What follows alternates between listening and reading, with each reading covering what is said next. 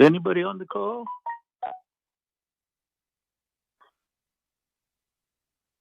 Yes, we are.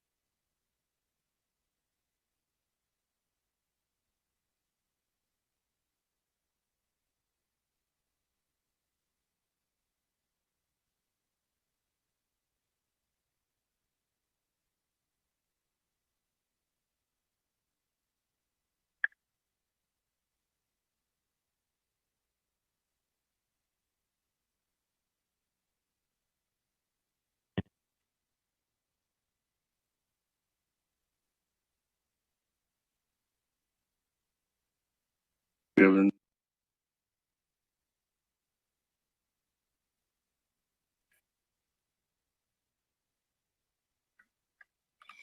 afternoon, everyone. So Speaker Damon on the call. Thank you. Just trying to finalize the recording devices here.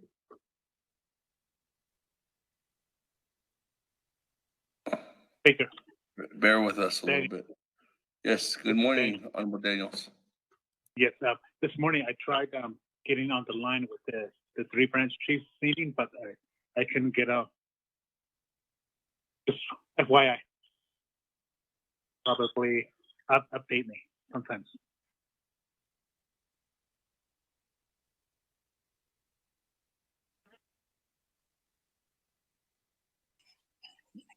Okay, thank you, Honorable Daniels. I can do that.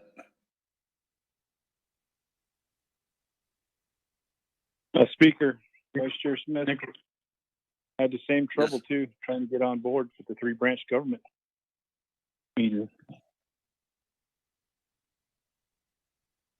Were you locked out or what? I got on earlier and it got off and it wouldn't let me dial in. It wouldn't even let me get to that point where they say, please enter your number. Nothing. I'm not too sure. Our team wasn't in charge of that phone call. It was Office of the President and Vice President this morning. Right. Understand. Thank you.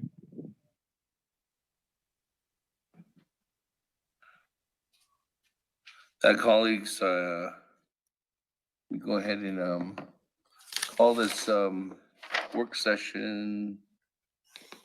We're good? A little bit longer, colleagues. Sorry for the delay.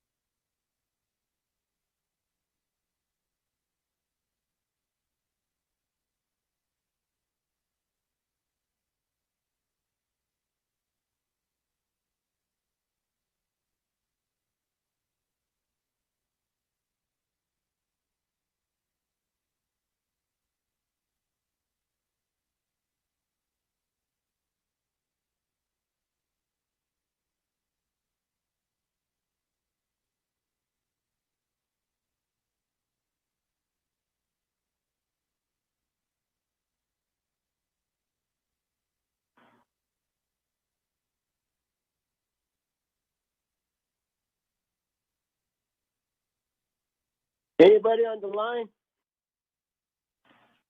Delegate Yellowhair's on the line. Yeah, there. Good afternoon. Good morning. No, Good no morning. one's on the line. All right. Let's get ready to work again. I'm going on mute. Oh, Otto? This Otto Yeah. talk to on the line? I just Oh. said good morning. Good morning, brother. How's Black Mesa? It's doing pretty good. I'm gonna haul some more water, you know. Hada ne nadiniz lan? Hey, you, hey. Cool. All right, I'm going on mute. I'm go back on mute too. All righty. Everybody, good afternoon.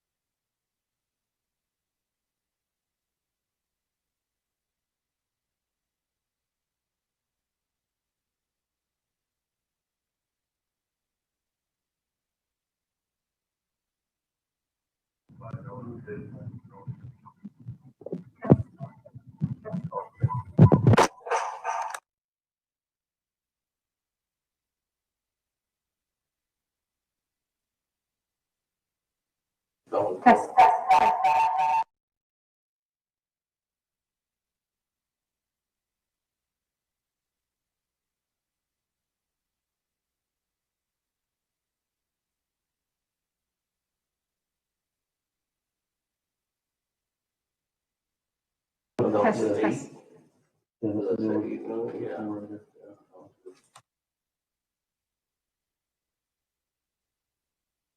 Test. Test. Yes, and here's wait.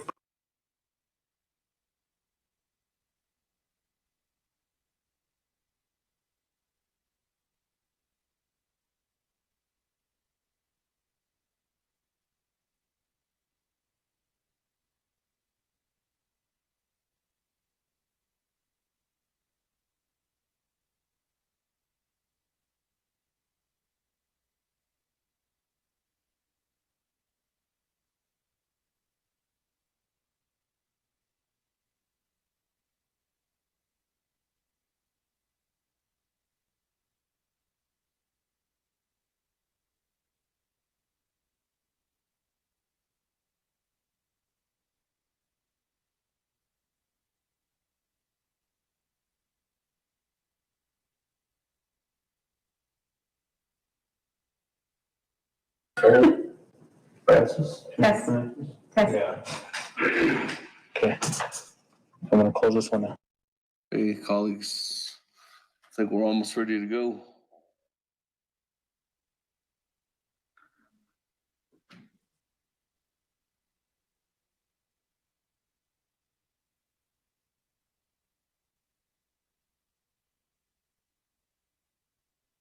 Test.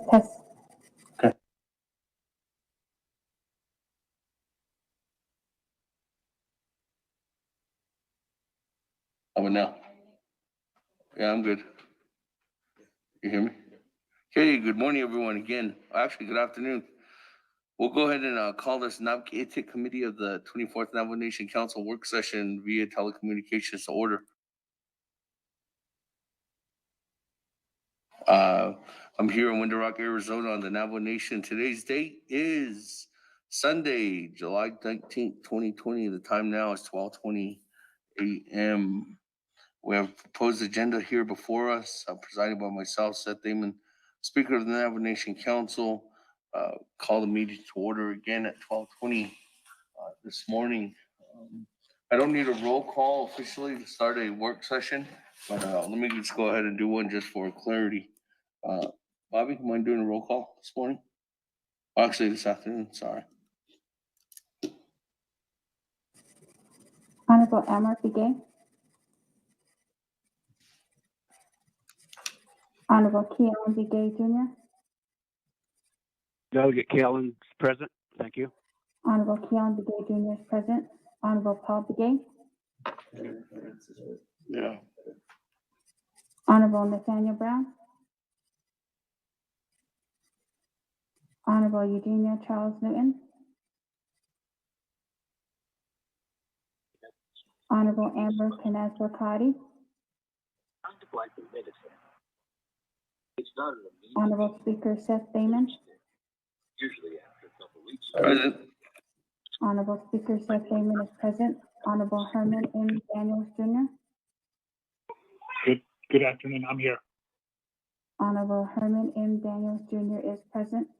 Honorable Mark Freeland. Freeland is here. Good afternoon. Honorable Mark Freeland is present. Honorable Pernell Holona. Honorable Jamie Henyo. Honorable Vince James. Honorable Rick Nez. Delegate Rick Nez is here. Honorable Rick Nez is present. Honorable Carl Slater. Honorable Raymond Smith Jr. Present. Honorable Raymond Smith Jr. is present. Honorable Wilson Stewart Jr. Present. Honorable Wilson Stewart Jr. is present. Honorable Charlene So. Present. Honorable Charlene So is present. Honorable Daniel So. Present. Honorable Daniel So is present. Honorable Eugene So.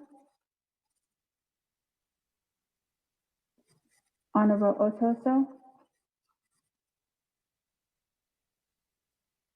Honorable Thomas Walker Jr. Honorable Edison Wanika. Honorable Edmund Yazi.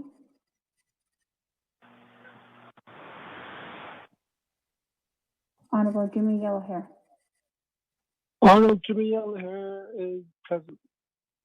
Honorable Jimmy Yellowhair is present. Speaker, that makes 10 members present. Charles Newman is here.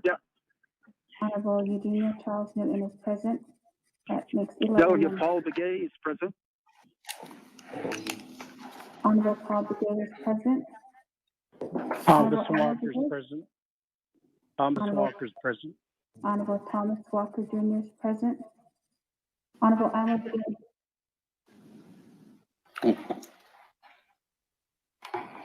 13 members. Okay, with that, thank you. 13 members present.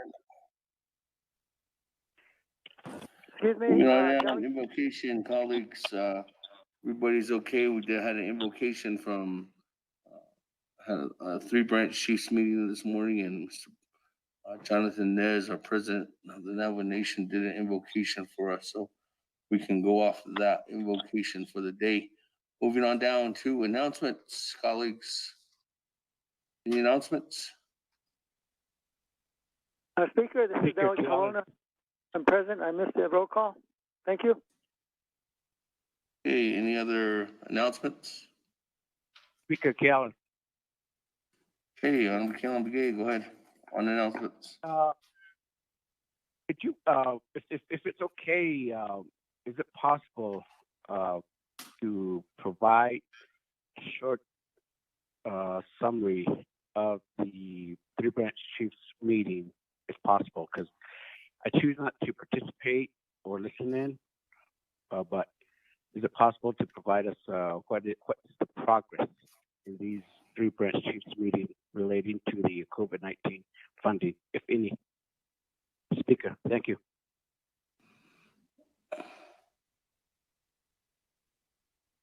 Okay, we can put that on as a discussion item.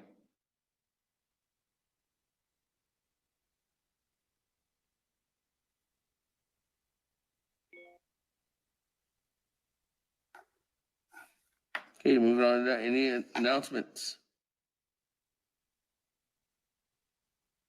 But once, twice, 3 times. That, Speaker, moving on. This is This is Delegate Yellow here. Yes, Honorable Yellow here.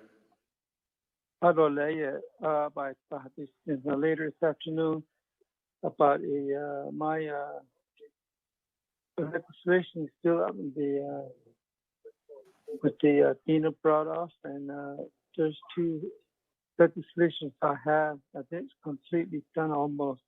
This is from my community, from Black Mesa. They call Mini Mill Water Line Project. I'd like to add on to today an amendment.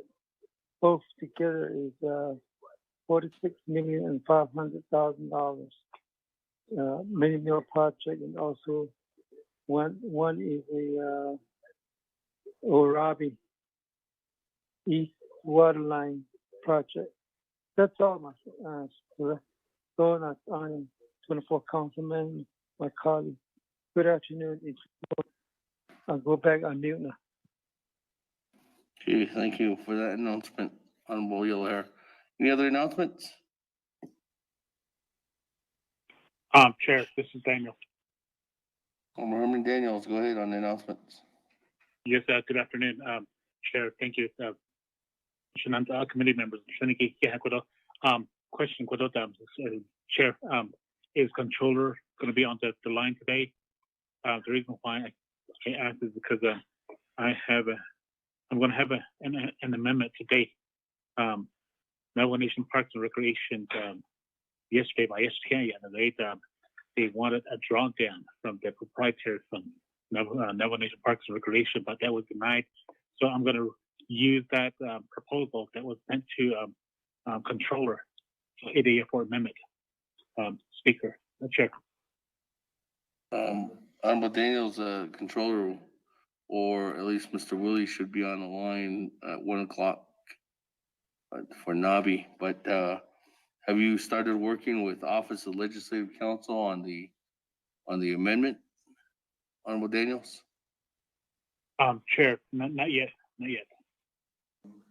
Okay, so if you haven't started working with Office of Legislative Counsel, I'm just letting you know it's going on the bottom of the list. So it's going to take some time for them to develop that. Honorable Daniels.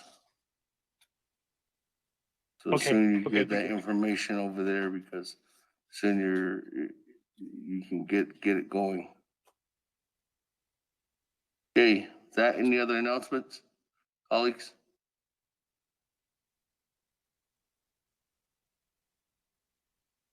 Okay, with that, moving on down. Recognize the guests and visiting officials. Good afternoon, everyone that's listening in on the World Wide Web. Thank you.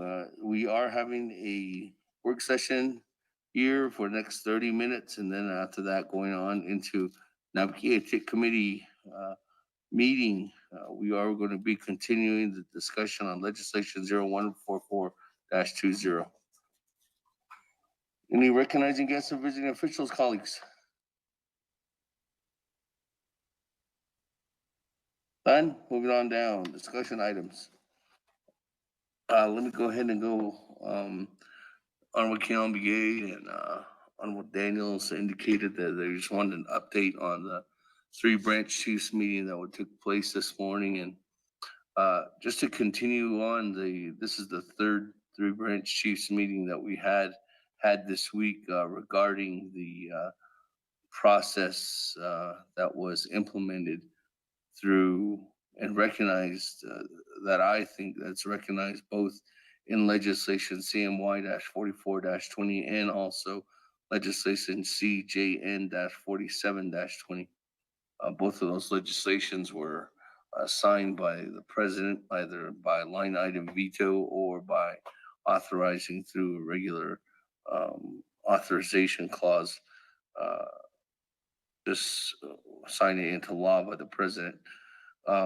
With that legislation process created the responsibility for the three branch chiefs to meet together.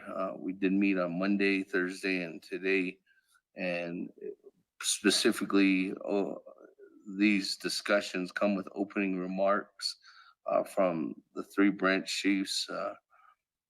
This morning, the president's opening remarks was really guided as what council's actions were in the last couple, or actually what Naa'bik'iyati Committee's actions were in the last couple of days. And also pointing out that some of the legislations or amendments that are on legislation 0144-20 have not been vetted by the three branch chiefs, and that was something that Mr. President had focused in on and stated that him and his team would like to vet some of those projects, and giving the Madam Chief Justice the opportunity to vet those amendments too that were added on either on Thursday or Friday of this week, or actually yesterday on Saturday too as well. So the discussion items continued on, and Mr. President indicated also as well that moving towards a rapid approach, his I guess goal is to really one is trying to set up as quickly as possible some of the recommendations that they have on their side, and those recommendations are coming from what his team led by Mr. Paulson Chaco has presented, and that those initiatives have gone out, what the president's overall goals are, and the realistic realities of their whole presentation, whether it be the updated recommendations that were sent out again today, but more importantly, how Mr. Paulson Chaco and their team are really trying to go ahead and get some of these projects completed. The president also indicated that both the Navajo Nation and also the Navajo Nation Council and also the Navajo Nation President's Office is not too far off, and I clearly explained that too as well to the president, and some of his initiatives has pointed out that he was clearly wanting to present to the council, actually saying that these projects have been vetted and completed. But he did go over some of the water projects, the power line projects, and the broadband projects, and updating on those specific three projects. I responded to the president indicating that all three of those projects are clearly identical to what the Navajo Nation Council has in legislation 0144-20. There's other areas that the president is wanting to push forward and have presentations on with this with the council, to possibly have these as an amendment, maybe in this legislation or either clearly in another legislation. One of the biggest initiatives that the president is pushing is for $50 million for Navajo Nation Higher Education Emergency Relief Grant for graduate students and also for undergraduate students. And then also educational incentives for students, college students per se. And that was something that was sent out to everyone. And that's something that the president is looking at, is one of his biggest, I guess, goals in trying to get that across the finish line with council's help. Moving on down, some of the other key factor areas is that trying to make sure that the Navajo Nation Division of Social Services has funding, that there's also opportunity for Navajo Nation Economic Development to receive some funds that they're still currently working on and finalizing some documents indicating how much money is actually going to be needed for Division of Economic Development due to them. One is trying to build a Navajo Business Economic Relief Fund, and this is for small businesses too as well.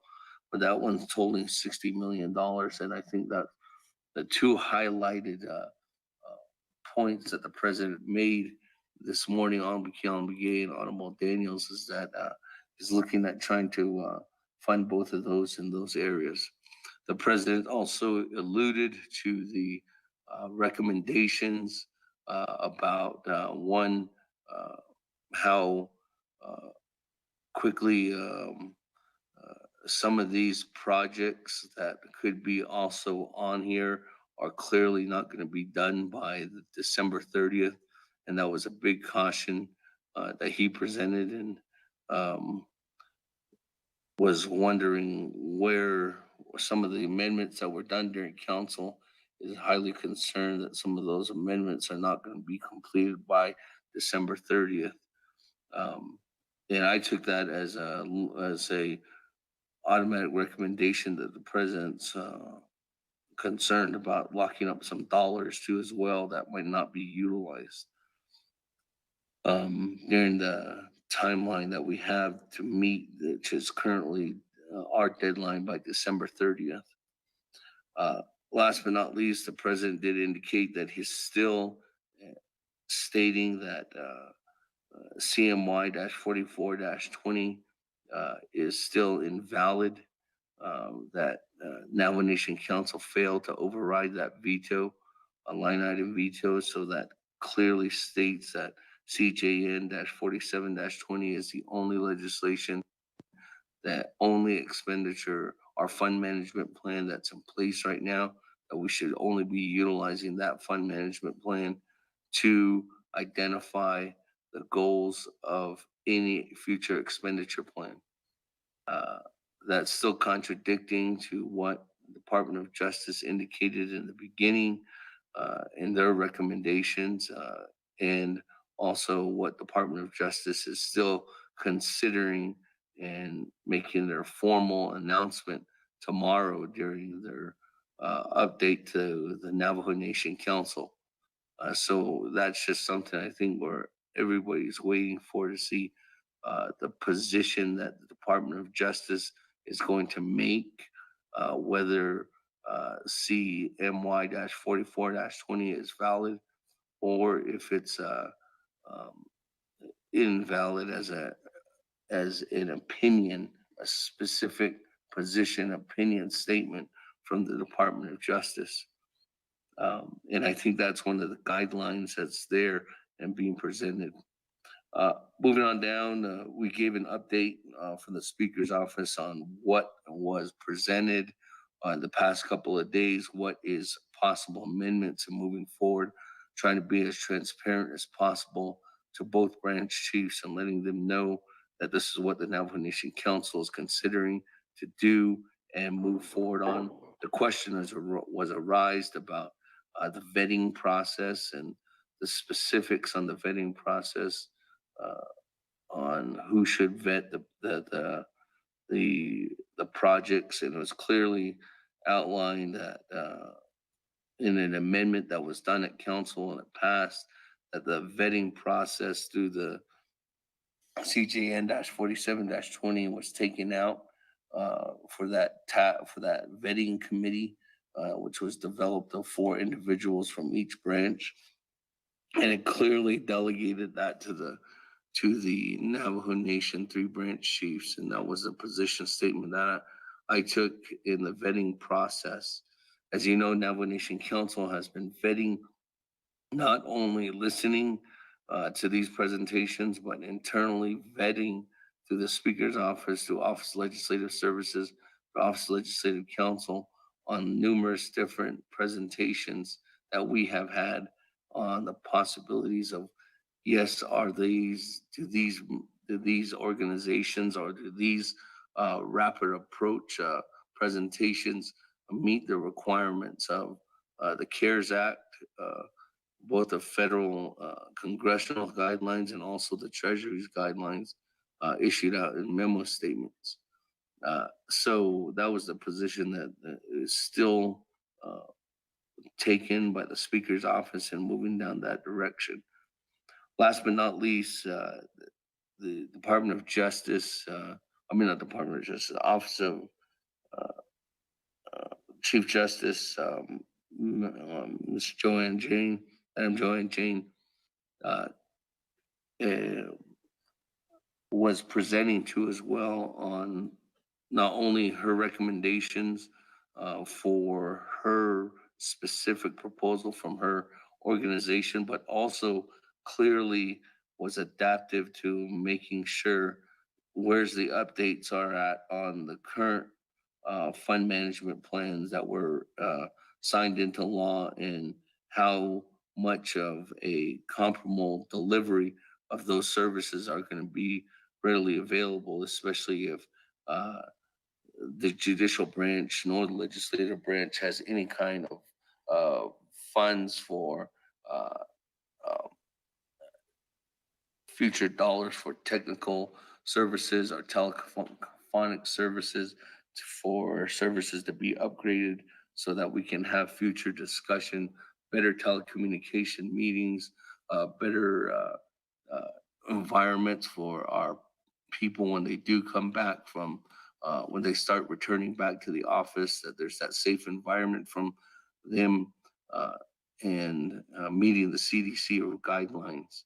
Those questions were posed to the president, but there wasn't really a clear, broad enough answer to that, and that's one of the answers that we were wanting to discuss even further, but time was of the essence this morning too as well. So at the end, it was just I guess 2 things that came together. One of them is that which direction are we going to utilize the 3 branch chiefs process and the leadership role of vetting these different projects, or is that going to be something that is going to be delegated to the Office of the Controller? 2 is meeting these different programs, meeting with all these different proposals. As we know, both of them are somewhat of the same source on the executive and legislative side, that we are literally on the same page for each one of the areas in water, power, and broadband, except for some additional resources that a president's office hasn't taken a look at, that we have taken a look at. And that was already specifically presented when Madam Chair presented to the 3 branch chiefs this past Monday. So that's just an overview. Mr. Naa'bik'iyati and Mr. Daniels. And then I guess the last thing was approach was to really poison into to both of the branch chiefs, is that the push for the Speaker's Office and push for council was that we have in a legislation here known as 114-20. And we're trying to make sure that this is the vehicle that we can utilize to cross the finish line with every single amendment that's possible. So I have, again, invited the Office of the President, Vice President, to at any point at NABI, which they can, be a part of the discussion to say that this is what we're looking at as an amendment and giving that opportunity to council to possibly do those amendments. Same thing was reached out to Office of Madam Chief Justice too as well.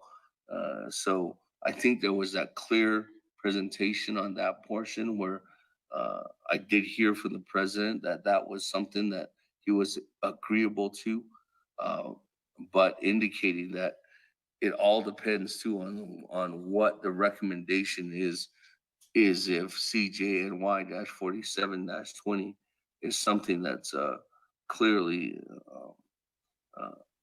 the valid expenditure plan rather than CMY 44-20. So again, we're just gonna have to wait for that response from the Department of Justice tomorrow in making sure that those are some of the guidelines that we have to follow in order for us to make sure we're following the law that we passed, the policies that we passed here at council, and that were either put into law through a non-line item veto and through CJNY 47-20. So I leave it there as that was not possibly the complete update of what happened this morning, but a summary of what might have happened or what has happened this morning. Honorable Keelan, beginning Honorable Daniels. Thank you.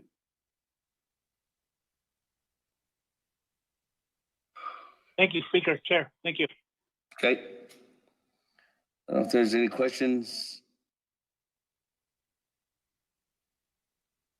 If none, we can move on down to legislation 0144-20. Again, utilizing the method of making sure that this legislation is continuing forward through the process and meeting the our laws, especially the Navajo Nation Committee Rules of Order. We put this legislation on today's work session. So CJNY, or actually legislation 0144-20 is an action related to Health, Education, Human Services, Budget and Finance Committee, Resource and Development Committee, Naa'bik'iyati Committee, and the Navajo Nation Council, approving and adopting the Navajo Nation CARES Fund expenditure plan for the water projects, power line projects, and broadband telecommunication projects. Before I go over to the sponsor, let me go ahead and just say that we did, we did send out the overall summary last night about the spreadsheet. And the summary was sent out last night after Naa'bik'iyati Committee adjourned. And then this morning, I think you got the email from Mr. Rico, and that is the whole packet of what is as of right now. And there's still some recommended amendments that need to happen. But as you know, going forward today, I do believe Ms. Barbroff does have about 4 or 5 different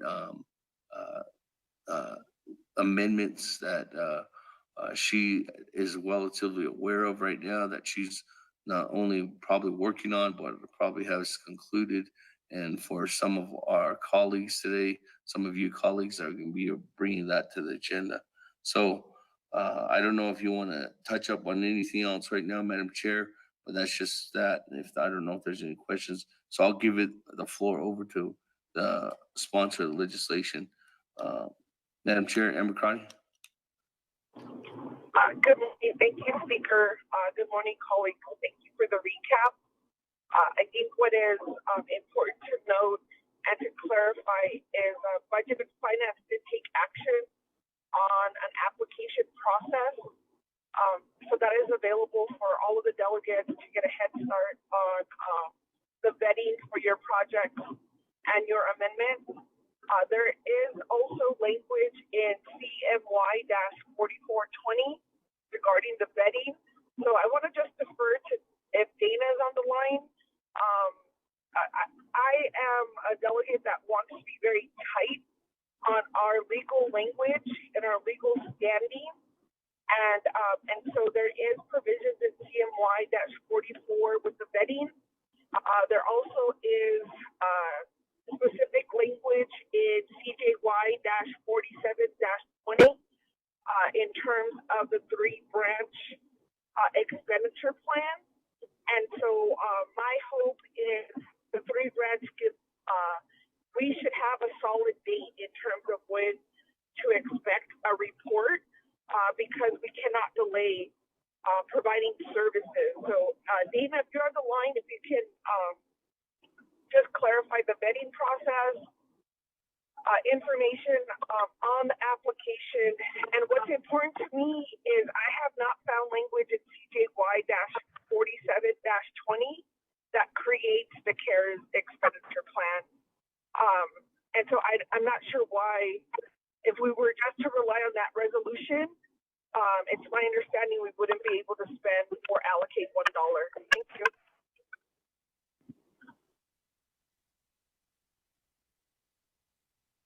Barbara, are you on the line? Oh, yes, I am on the line.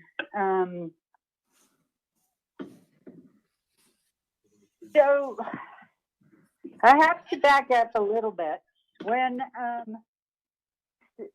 CMY 4420 was drafted, it set up the legal structure, and then 0016 was amended by council to incorporate CMY 4420. So you had a complementary structure, a complementary way to go forth. The president's line item vetoes, and we won't even go into right now whether they're effective or not. That's just a big question, which DOJ is going to be talking about tomorrow. But the president's line item vetoes distorted, took out that complementary system. So what you have is CMY 4420, which directed the Controller's Office, OMB, and DOJ to put together a process for vetting these proposals. The Budget and Finance Committee then adopted that process.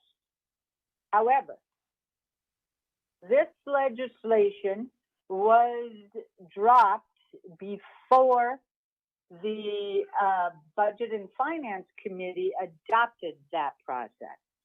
So while that process exists and it provides terrific guidelines as to how to put together an expenditure plan proposal, get it vetted, make sure everything is okay, it didn't start until after this legislation was dropped. As far as in C&J 46, or what are they, 46 and 47, 21, they don't have a vetting process in there. What they have in there is that the controller will assist on establishing or in reviewing the project and such. It does not have an absolute procedure in it. Then the question Delegate Crotty has asked is there even a CARES fund because of how President's line item vetoed these legislations? His line item vetoes, I don't know exactly what his intent is, but if you go back and you look, he took out a lot of references to the Navajo Nation CARES Fund, but he didn't take them all out. That Navajo Nation CARES Fund was established by CMY 4420 at the moment because of how the line item vetoes were applied. There is actually in C&J 46 and 47, there's no enabling of a CARES fund. So it's extremely messy. What I am going to recommend is that council continue to develop its expenditure plan, its overall plan under 0144. Under 0144, there is an after the fact analysis that can be made by OMB, or is actually their authorized OMB and controller, to identify if any projects that were approved when you actually get down into the weeds and the intimate details of those projects, whether they do comply with the Treasury guidance and the Federal CARES Act. What I am contemplating, and I want to remind council about how helpful it will be, is once all of the expenditure, this 014420 is finished up with all of the expenditures you would like to have, there should be coming from my shop some recommendations as to some additional provisions that should be included in the legislation. They're basically legal or perhaps you could say technical amendments. I will get them to you. But one of those amendments will be to deal with the vetting process. And it will probably be something along the lines of excusing certain vetting. But I can't put that together until we get a little bit farther.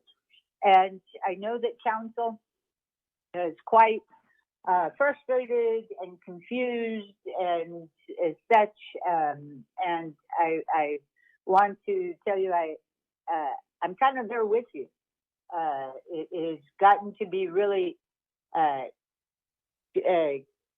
confusing as to the fact that we have not gotten DOJ's position, so it's difficult to exactly to reconcile everything with the information DOJ will be providing tomorrow, and they may be online today. I can't promise that. It could. Hopefully, what they do tomorrow will give us a clear path. But that said, I do not recommend that you stop doing what you're doing.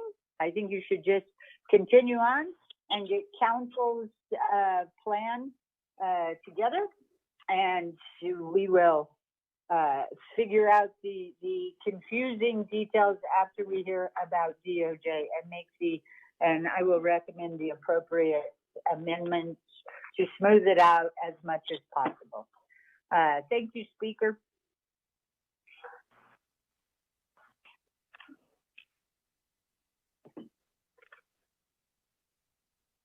Thank you. We go back to Madam Chair Naa'bik'iyati. Thank you, Speaker, colleagues. I just want to thank Dana for that update. I know there's been a lot of questions in terms of how to move forward. So I'd recommend colleagues, if you have additional amendments, to refer to the legislation that I'm trying to find the page, I apologize. There's a page in the legislation that describes what the expenditure plan should look like to clearly identify what expenditures are eligible for CARES in the timeline to December 30th. And just to remind my colleagues and anyone who is submitting proposals that these are highly restricted dollars that if not used properly, puts Navajo Nation liable for repayment. And so what I would ask that we do our due diligence now or complement with these amendments and make sure that the amendments that we're proposing have that in mind as my colleagues are sponsoring legislation. On my end, I am asking for all of the amendments to be vetted and any issues to hopefully be addressed. So that's why we're modifying and fixing some of the amendments. Thank you, Speaker.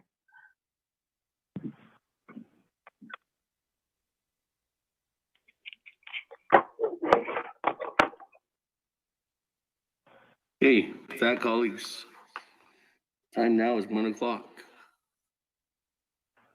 I don't know if, I guess a recommendation, would, recommend this, legislation to move on forward to the next NABI meeting. And the next NABI meeting is here now. So, any comments, questions at this time? While we're still in work session?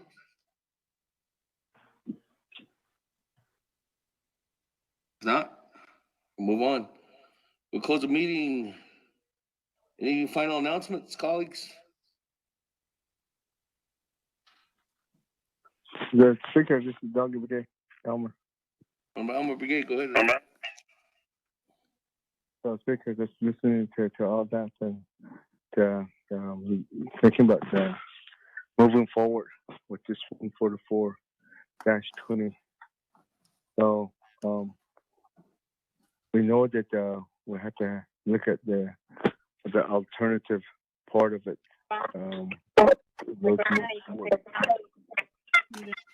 Move forward to You have to go to the Bluetooth.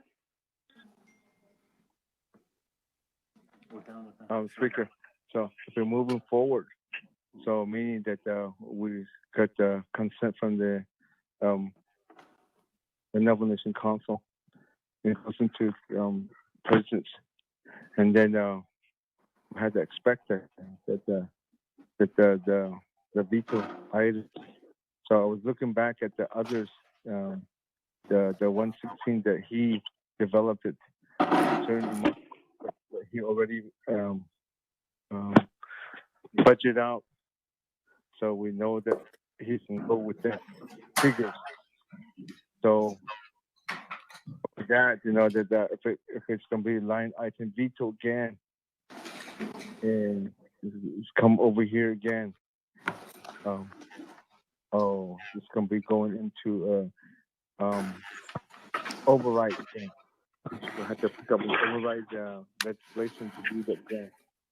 So by doing that again, is there a possibility that how many delegates that we have here that are possible to, if we get enough votes to 16, which is important. If we have the 16 delegates, then we can go on with that. What we're thinking about the budget, about the projects that we're thinking about. What about if not? If it doesn't meet the 16 requirements, the override, what's going to happen? Is there something that there can be that issue, or we just can continue with that? What we're thinking that going forward,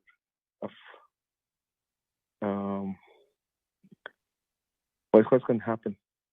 Can you elaborate more on it?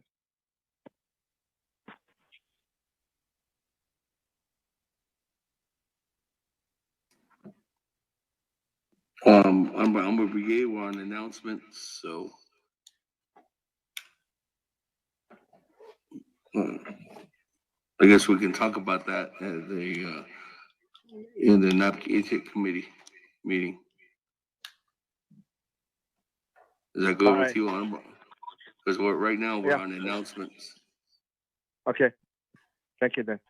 Okay. All right. Any other announcements, colleagues? Done. Adjourn. Journey at 1:04 p.m.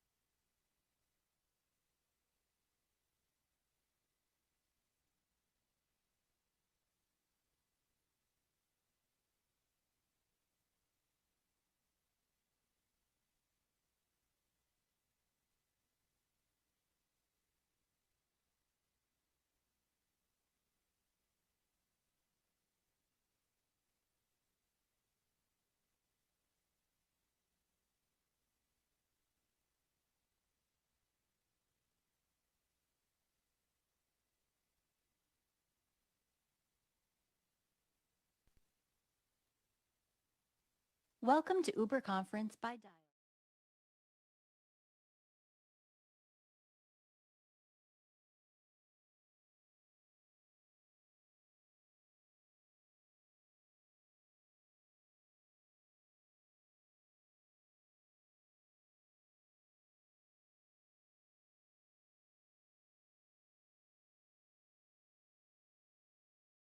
Been sitting in this waiting room.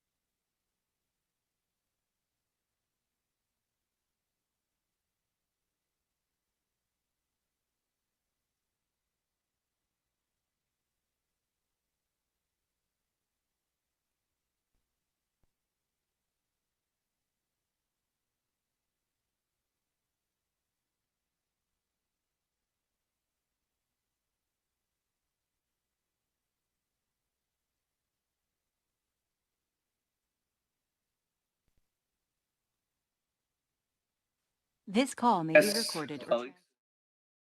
Okay, yes, Honorable Daniels. Is that you? No, it was Delegate Nez. I was just checking. Oh, Thank you. okay, good. We're ready to go. That colleagues.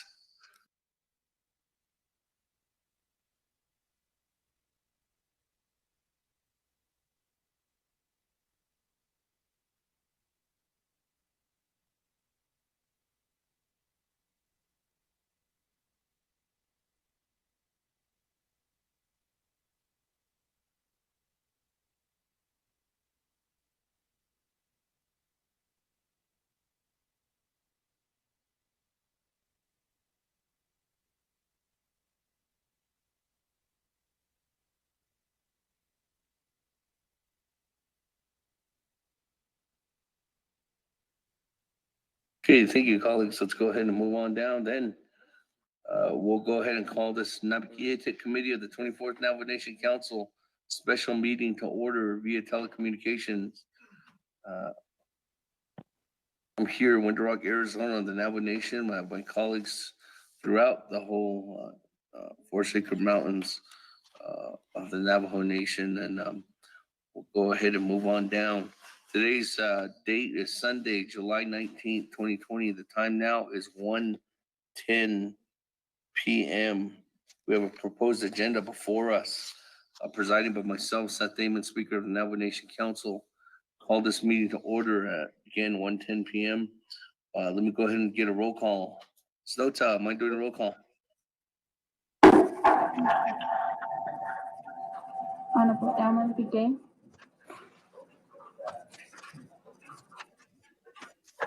Honorable Keon Begay Jr. Delegate Keelan, present. Honorable Keon Begay Jr.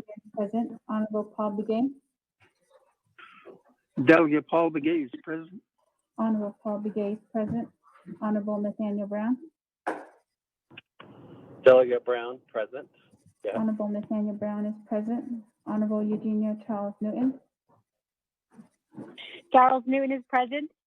Honorable Eugenia Charles Newton is present. Honorable Amber Canaz-Bakari. Delegate Amber Canaz-Bakari is present, calling in from Window Rock, Navajo Nation. Thank you.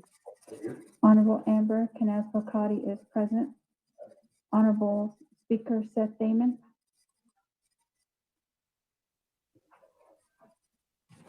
Honorable Speaker Seth Damon is present. Honorable Herman M. Daniels, Jr.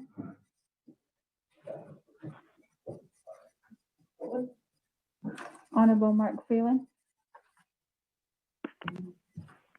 Good afternoon, Delegate Freeland here. Thank you. Present. Honorable Mark Freeland is present. Honorable Pernell Halona. Delegate Halona is present. Honorable Pernell Halona is present. Honorable Jamie Henyo. Honorable Vince James. Honorable Rick Nez. Delegate Rick Nez is here. Honorable Rick Nez is present. Honorable Carl Slater. Delegate Slater, present. Honorable Carl Slater is present. Honorable Raymond Smith, Jr. Present. Honorable Raymond Smith, Jr. is present. Honorable Wilson Stewart, Jr. Present. Honorable Wilson Stewart, Jr. is present. Honorable Charlene So.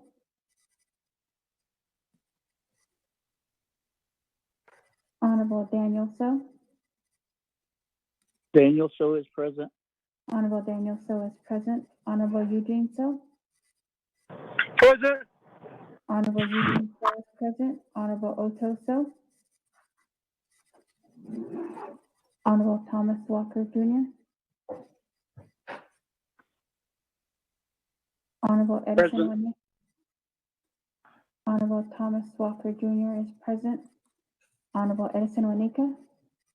Here. Honorable Edison Wanika is present. Honorable Edwin Yazzie.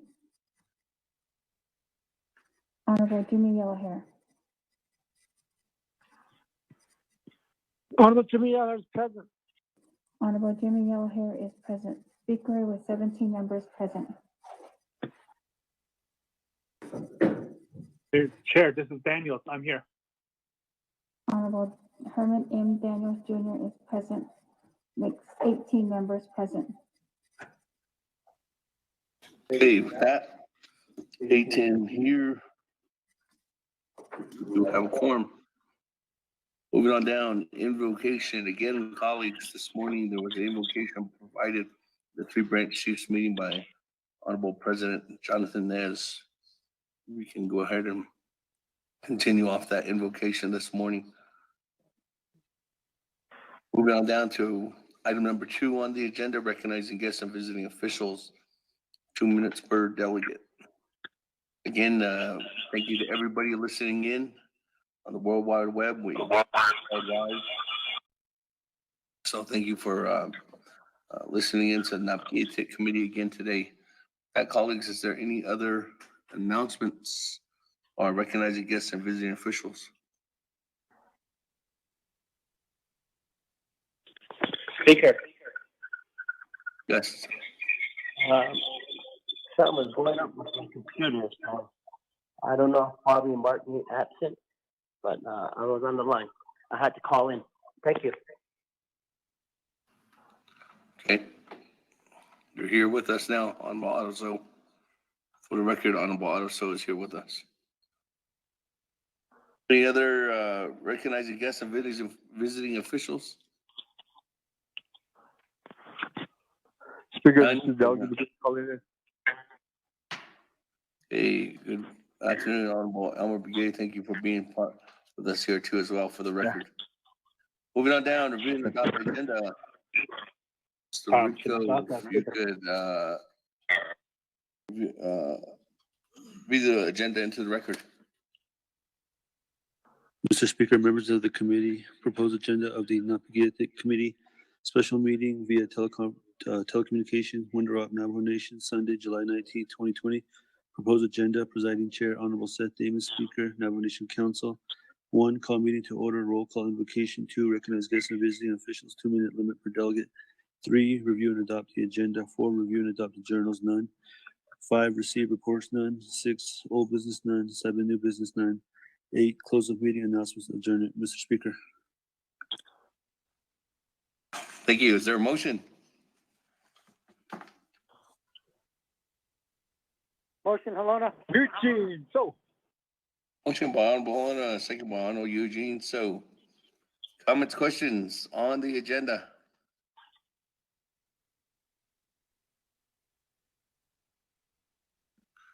Madam Chair, Amber Cardi. Thank you, Speaker, colleagues. If I could make a motion to add legislation 0144-20 to the agenda, thank you. Motion to add legislation 0144-20 to be under old business by Madam Chair Amber Cardi. Is there a second? Second, Daniel So. Second by Chairman Daniel So. Comments, questions on Amendment 1? Once, went twice. Madam Chair Amber Cardi. Speaker, if I could make a request, I don't know if we need a report by the controller, but if we could get the controller on the line to answer any questions in terms of what's CARES, her CARES eligibility presentation or insight to the vetting process. Thank you, Speaker.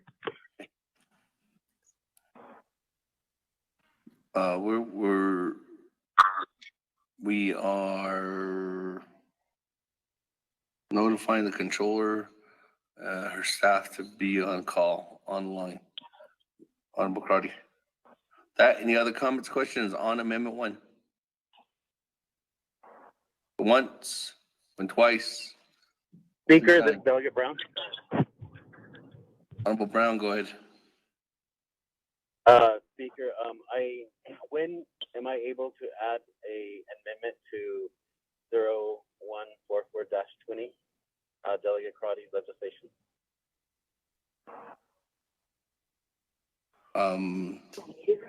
We're just adding on the legislation right now to the agenda. And then we had to approve the amendment, then we had to approve the agenda, and then we'll go to old business, and then I'm gonna call for the legislation to come to be automatically referred. So, and then I'll get I already have a motion in a second, and then at that time, you can be put into queue, Honorable Brown. Thank you.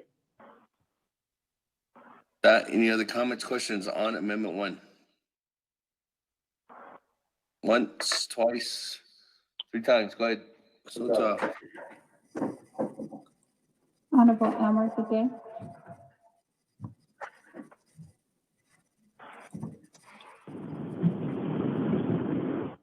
Honorable Keon Jr.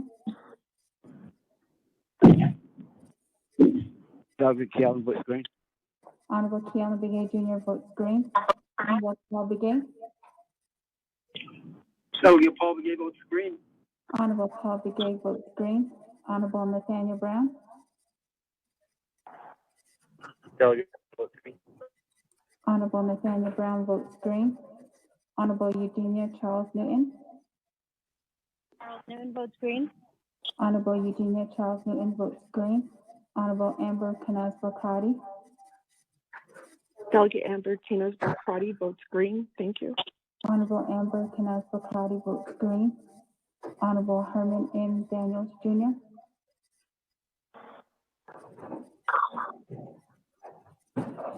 Honorable Mark Phelan.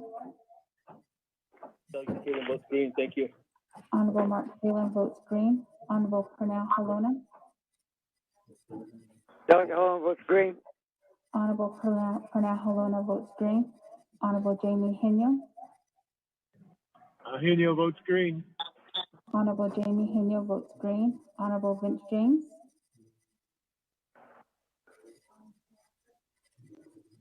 Honorable Rick Nez. Delegate Rick Nez votes green. Honorable Rick Nez votes green. Honorable Carl Slater. Delegate Slater Green. Honorable Carl Slater votes green. Honorable Raymond Smith Jr. Green. Honorable Raymond Smith Jr. votes green. Honorable Wilson Stewart Jr. Green. Honorable Wilson Stewart Jr. votes green. Honorable Charlene So.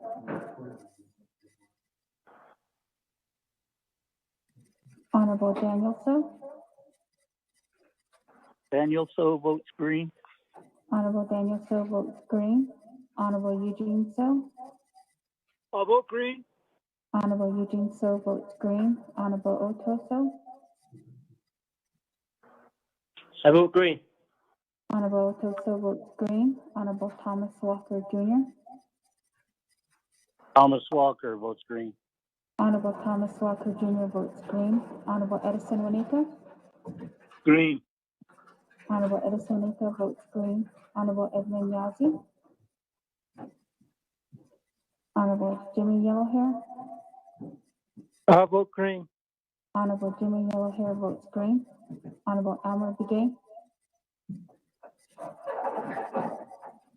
Honorable Herman M. Daniels Jr. Honorable Vince James. Honorable Charlene So. Honorable Edmund Yazzie. Speaker with a vote of 18 yeas and 0 nays.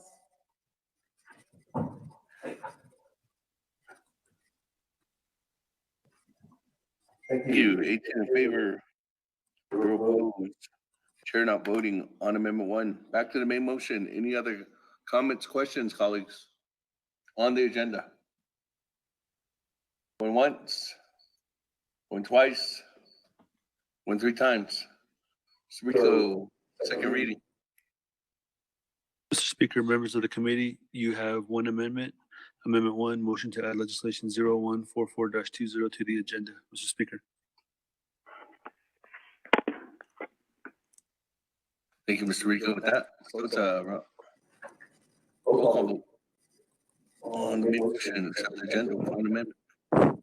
Honorable Elmer Begay. Honorable Q. Allen Begay Jr. Naa'bik'iyati votes green. Honorable Q. Allen Begay Jr. votes green. Honorable Paul Begay. Green. Honorable Paul Begay votes green. Honorable Nathaniel Brown. Brown. I'm sorry, Brown, can you repeat that? Honorable Eugenia Charles Newton. Charles Newton votes green. Honorable Eugenia Charles Newton votes green. Honorable Amber Canaswa Cloudy. Let's redo the committee reports. Honorable Herman M. Daniels Jr. The file is reduced.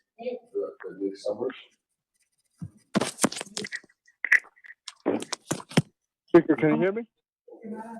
Honorable Mark Freeland. Freeland votes green. Thank you.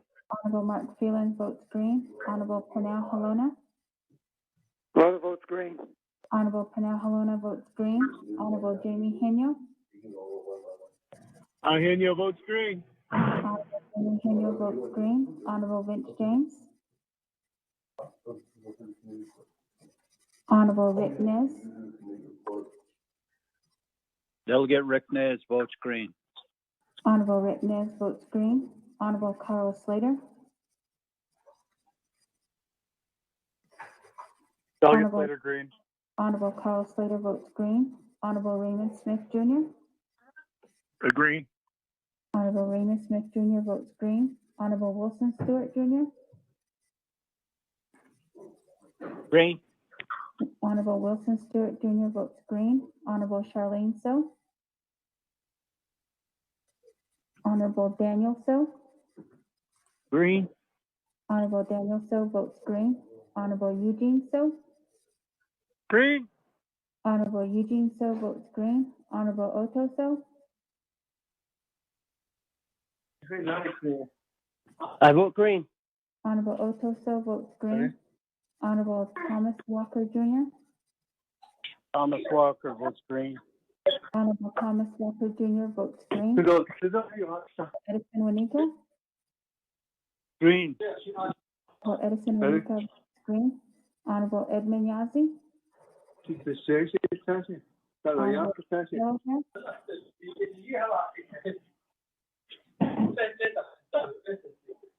Honorable Elmer Begay. Honorable Elmer Begay Green. votes via text. Green. Can you hear me? Vote green. Honorable Elmer Begay votes green. Honorable Nathaniel Brown. I vote green. Go ahead. Honorable Nathaniel Brown votes green. Honorable Amber Canasba Crotty. Delegate Amber Canisbach Crotty votes green. Thank you. Honorable Amber Canasba Crotty votes green. Honorable Herman M. Daniels Jr.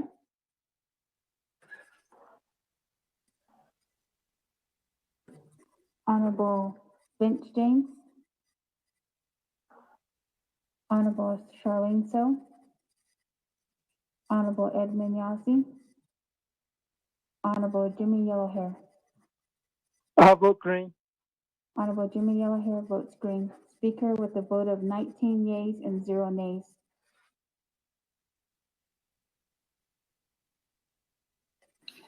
Thank you. 19 in favor, 0 opposed. Chair not voting. We have an agenda before us, colleagues. That, moving on down, we're going to adopt the journals. There are none at this time. Giving reports, none at this time. All business, item number A, 0144-20. Mr. Rico, if you could give a recap on legislation 0144-20, where we're at, and then we can go from there.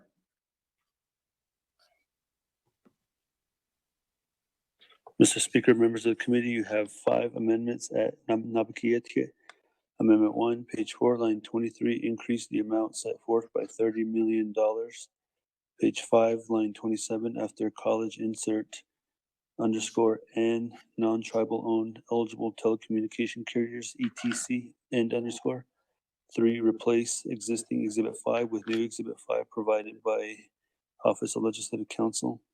4, swap out Diné College Memorandum in Exhibit 5 with new Diné College Memorandum dated July 14, 2020, which increases amount by $2,076,842. 5, renumber or reletter succeeding paragraphs or sections accordingly if necessary, and this amendment shall supersede inconsistent language contained in any other committee amendment, which shall be conformed to the intent or language of this amendment. The Office of Legislative Services, with notice to the sponsor of the legislation, is hereby authorized to make necessary grammatical changes. Amendment 2, 1, page 4, line 6 and 7, strike $1,186,574,655 and insert new amount as follows: $129,088,920. 2, Exhibit 3, page 1, section 1, strike $64,226,317 and insert new amount as follows: $129,088,920 and strike $291,907,869 and add new amount $387,627,966. 3, add new Sand Spring water supply pipeline packet attached to Exhibit 3. 4, Exhibit 3, add new NTUA water and wastewater project listing dated July 11, 2020. 5, renumber reletter succeeding paragraphs or sections accordingly if necessary, and this amendment shall supersede inconsistent language contained in any other committee amendment which shall be conformed to the intent or language of this amendment. The Office of Legislative Services, with notice to the sponsor of the legislation, is hereby authorized to make necessary grammatical changes.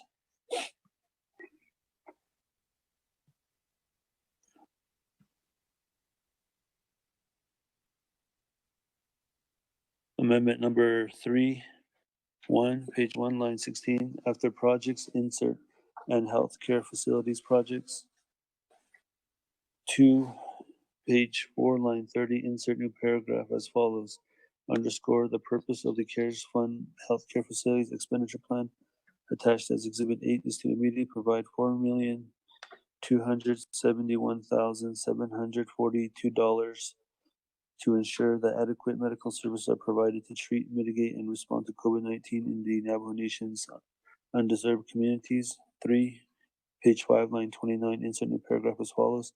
The Navajo Nation hereby approves and adopts total funding for the Healthcare Facilities Expenditure Plan from the Navajo Nation CARES Fund in the amount of $4,271,742 and allocates the funding to the Conancito Band of Navajos Health Center Incorporated through the Department of Health for the respective purposes and amounts set forth in Exhibit 8. 4, page 6, line 14, before period, insert 8. 5, attached new Exhibit 8 as attached. 6, page 4, line 16, increase the amount set forth by $3,500,000. 7, increase the cumulative amount set forth in Exhibit 4, page 1, Section 1 by $3,500,000. 8, add the REMA chapter Pine Hill Campus Electrical Deficiencies packet attached to Exhibit 4. 9, Exhibit 4, swap out into a power line projects listing CARES Fund ending with funding requests for power lines dated June 30th, 2020 for updated document dated July 18th, 2020 with new amount $51,532,669. 10, Exhibit 4, page 1, Section 1, strike $36,456,395 and insert new amount as follows: $39,870,832 and strike $158,325,161 and add new amount $153,514,756. 11, renumber or reletter succeeding paragraphs or sections accordingly, if necessary, and this amendment shall supersede inconsistent language containing other committee amendment which shall be conform to the intent or language of this amendment. The Office of Legislative Services, with notice to the sponsor of the legislation, is hereby authorized to make necessary grammatical changes. Amendment 4. 1, Exhibit 7, insert new solid waste fund management plan, OLC amended version. 2, swap out Navajo Nation solid waste expenditure plan with new 2-year breakdown totaling $22,223,000 for the first year and $19,512,787 for the extension years. 3, replace Excel spreadsheet attached to Exhibit 7 with what is attached. 4, update cumulative amounts for the solid waste expenditure plan by $9,150,000. 5, Exhibit 7, page 1, Section 1, add $8,550,000 for the first year and $600,000 for the extension years to the cumulative amount.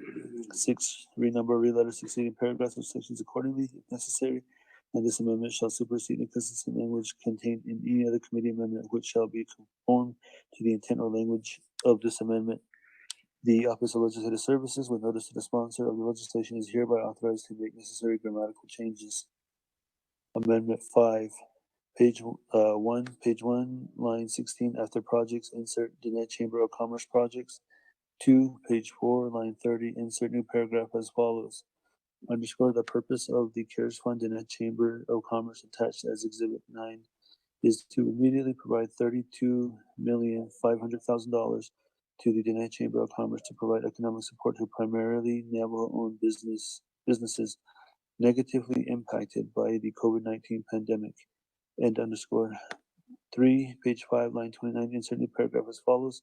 Underscore the Navajo Nation hereby approves and adopts total funding for the Diné Chamber of Commerce expenditure plan from the Navajo Nation CARES Fund in the amount of $32,500,000 and allocates the funding of the Diné Chamber of Commerce through the Division of Economic Development as set forth in Exhibit 9 in underscore. 4, page 6, line 14, before the period, insert 9. 5, attach new Exhibit 9 as attached. 6, renumber, reletter succeeding paragraph or sections accordingly, if necessary, and this amendment shall supersede inconsistent language containing other committee amendment, which shall be conformed to the intent or language of this amendment. The Office of Legislative Services, with notice to the sponsor of the legislation, is hereby authorized to make necessary grammatical changes. Mr. Speaker. We go down to also the, what you sent out this morning. Uh-huh.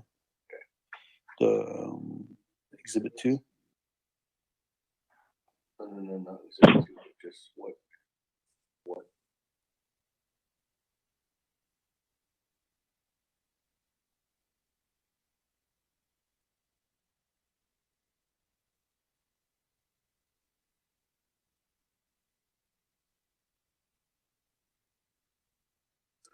Mr. Speaker, we also distributed through email a file labeled 0144-20 reduce. Within that document, Exhibit 2, we included a summary of all the changes that have been made thus far. Exhibit 3, let's see here.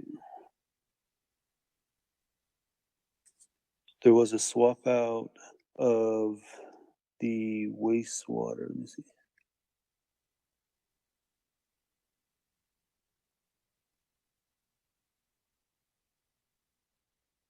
Oh, included as page 78 is the White Horse Lake Sand Springs water supply attachment.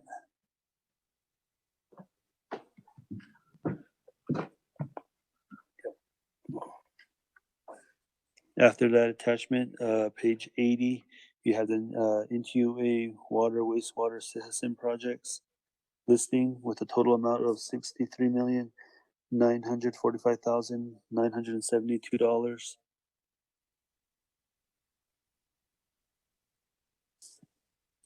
Page 83, there's a new power lines project swap out per amendment 3 with a total amount of $51,532,669.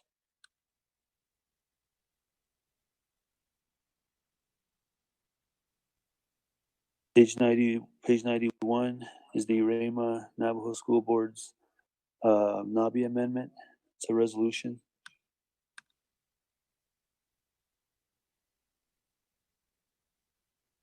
Page 97, you have a new Exhibit 5. Page 100, you have the swap out of schedules.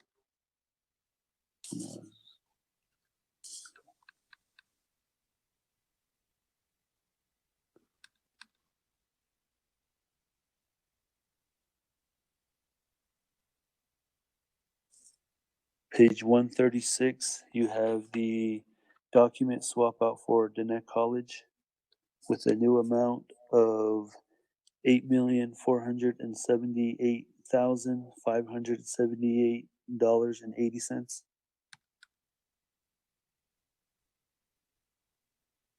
Page 144 is the new Exhibit 5A from the Resource and Development Committee.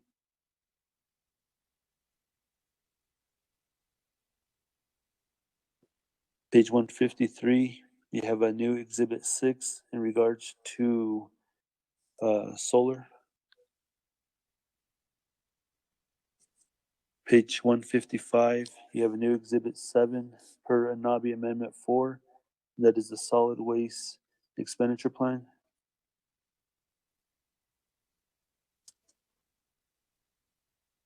Also, 157 is the breakdown of that expenditure plan. Page 159, you have a new Exhibit 8 per NABI Amendment 3, and that is the healthcare facilities expenditure plan. Page 164, you have new Exhibit 9 per NABI Amendment 5. That is the Net Chamber of Commerce expenditure plan. Mr. Speaker.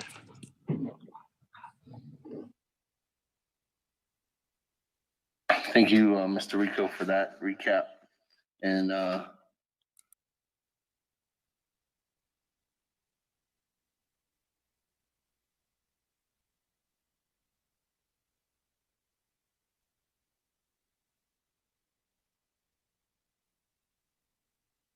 response. We do have a motion by Honorable Halona, Honorable Vice Chair Smith, second by Honorable Halona on legislation 0144-20.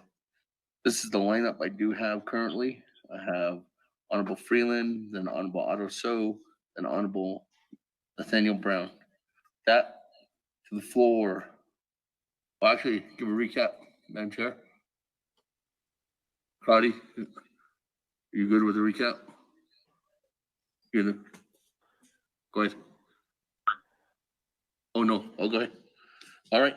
That, let's go to the floor then. Honorable Freeland. Floor is yours. I just want to thank you, Speaker. I just wanted to, I'm looking forward to the report from the Department of Justice as far as what our colleague, Honorable Crowdy was talking about earlier. I think there really needs to be clarification on what was stated on your summary as far as in regards to the three branch chiefs meeting this morning. There seems to be some non-clarified statements that were made, it seems like, and, we all need the same page. And I as well because I was on that call, but we need to get one interpretation and not two, and we need to be on the same page because all it's going to do is drag things down, hamper the momentum, and hamper any efforts whatsoever. I appreciate the summary.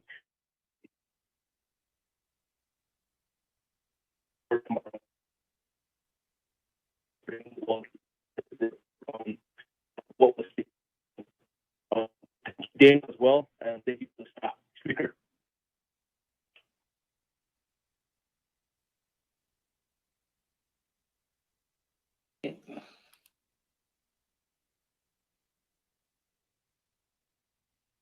Did you say that again? You're breaking up a little towards the end.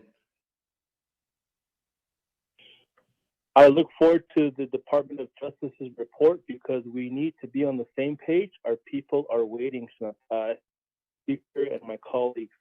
Our people are waiting for running water and electricity. We all need to be on the same page.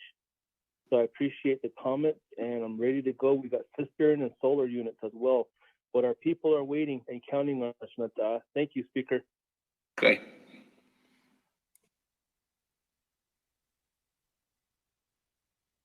With that, moving on down. Honorable Slater. Thank you, Speaker. I'd like to offer an amendment that Office of Legislative Counsel drafted. I sent back a revised version, and I believe Dana has it. It's for hardship assistance.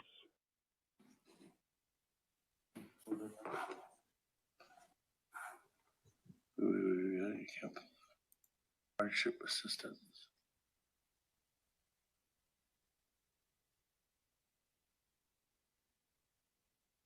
Is that the one?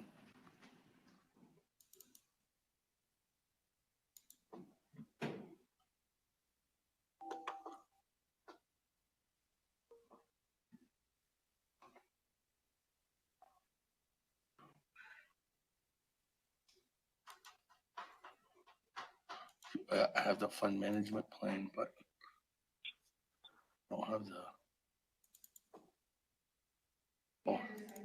Oh, she just sent it. Okay. I have the fund management plan and the amendment now to the main legislation. Mr. Rico, if you want to read into the record. Mr. Rico, read the legislation the amendment into the record, and we can go from there. Mr. Speaker, members of the committee, amendment number 6, 1, page 1, line 16, after projects, insert hardship assistance. 2, page 4, line 30, insert new paragraph as follows. Underscore the purpose of the CARES Fund Hardship Assistance Expenditure Plan attached as Exhibit 10 is to immediately provide $195 million to the Navajo Nation Department of Self-Reliance Program to provide emergency financial assistance to Navajo tribal members for purchasing personal protective equipment, paying past due utility bills, rent, mortgages, isolation expenses, and other financial burdens created by a COVID-19 pandemic and the public health emergency orders. 3, page 5, line 29, insert new paragraph as follows. Underscore the Navajo Nation hereby approves and adopts total funding for the hardship assistance expenditure plan from the Navajo Nation CARES Fund in the amount of $195 million and allocates the funding to the Navajo Nation Department of Self-Reliance Program within the Division of Social Services as set forth in Exhibit 10-4, page 6, line 14, before the period, insert 10-5, attached to Exhibit 10 as attached. 6, renumber or reletter succeeding paragraphs or sections accordingly if necessary, and this amendment shall supersede the consistent language containing other committee amendment, which shall be conformed to the intent or language of this amendment. The Office of Legislative Services, with notice to the sponsor of legislation, is hereby authorized to make necessary grammatical changes. Mr. Speaker, Exhibit 10 is attached. Excuse me, Speaker, I have to interrupt, but I haven't been able to get on the line. You don't have the right amendment.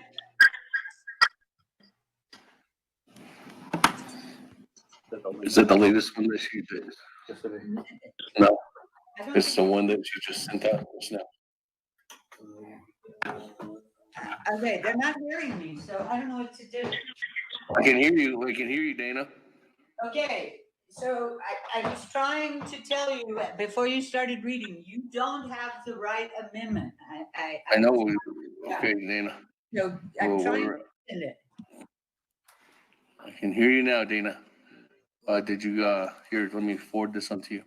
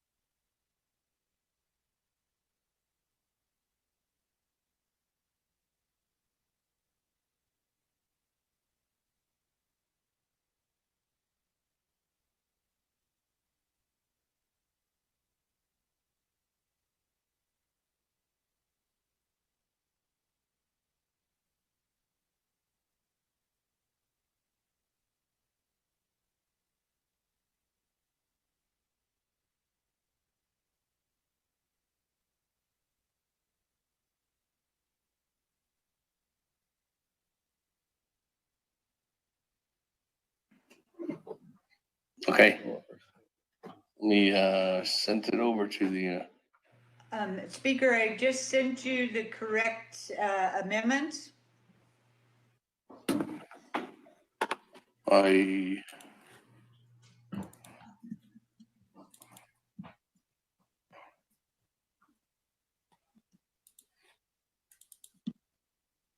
cool. You got that one on your email.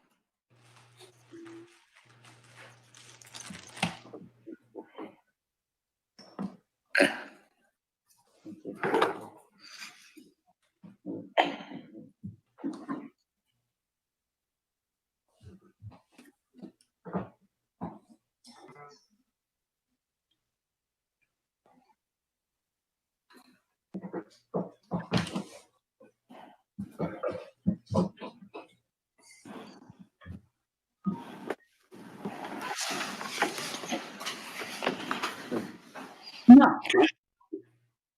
I can't develop.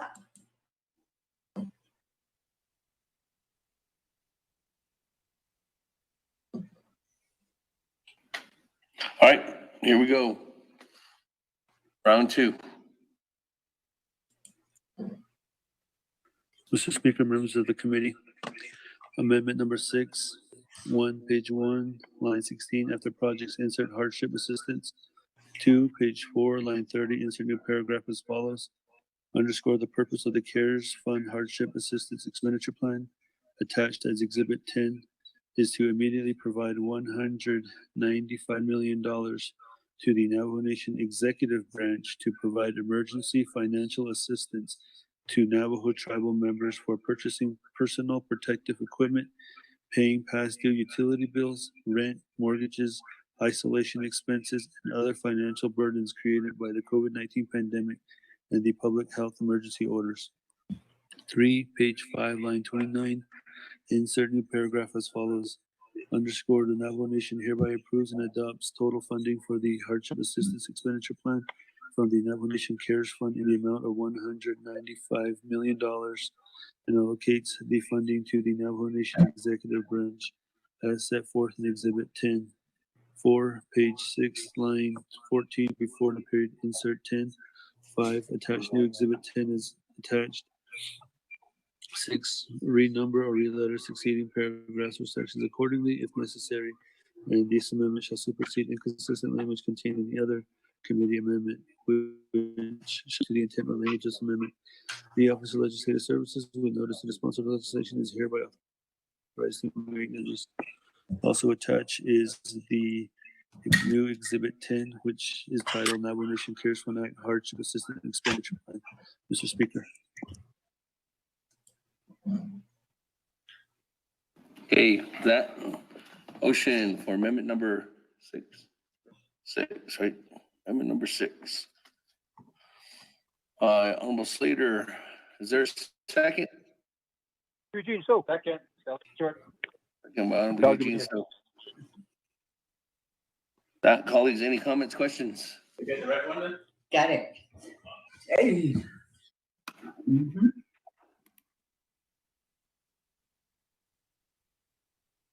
Comments, questions, colleagues? Madam Chair, Amber Crotty.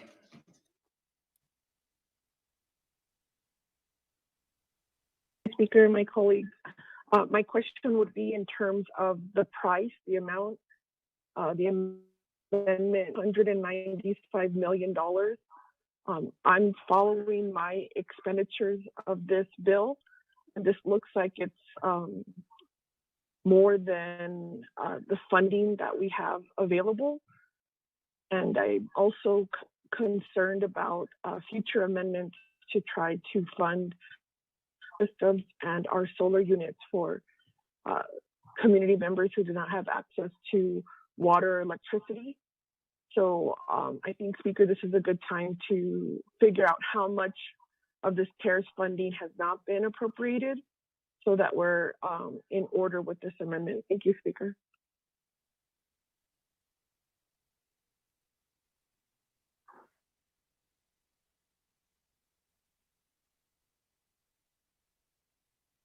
Yeah, Speaker.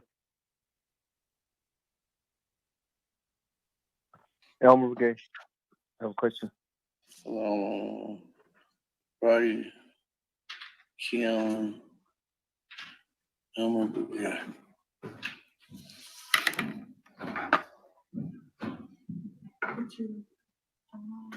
Right here. I have. First year, we haven't added the hardships from it.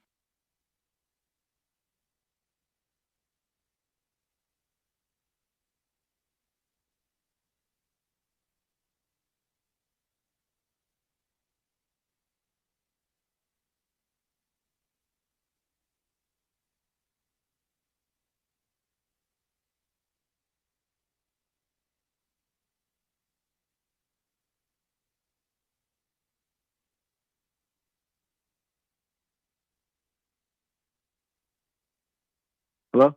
Let me give a rundown real quick. Go back to yesterday, what you sent out, the email. If you look to colleagues, if you seen the rundown on Madam Chief of Staff, Lashana So sent out an email last night after the Navajo Nation Naa'bik'iyati Committee meeting, and in there was specifics broken down in two separate line items. One of them is for everything that's the first year, with the clause that's coming up with the deadline, which is mandated currently as December 30th. And then the one for an extension of services if we go past December 30th. So in this legislation, meeting the requirements as of right now, it's specifically geared up just towards the deadline of December 30th, but with options coming back if we have to amend it in the future to change that if there is a deadline extension. Now, in that, we do have, again, just looking at the process here, water projects is identified in there at $129 million, $888,920. But if you look on that, there needs to be an amendment in there to fix that, and that'll come up, I guess, at any time. But that amendment needs to fix it to reflect an update from Mr. Rex Kuntz and Mr. Jason John, who have come up with a new wastewater and water resources and cistern presentation. So that we'll probably add on another 28 to $33 million on there. Power line extensions sitting at $43,370,832. Broadband sitting at $83,224,998. Solid waste is sitting at $30,773,000. N2A solar currently right now is sitting at $879,800. But if you see that, it's highlighted and it needs to be amended. And one of the reasons why is because there's still no fund management plan on that. But we have had staff create that, and we just need to put that in as an amendment.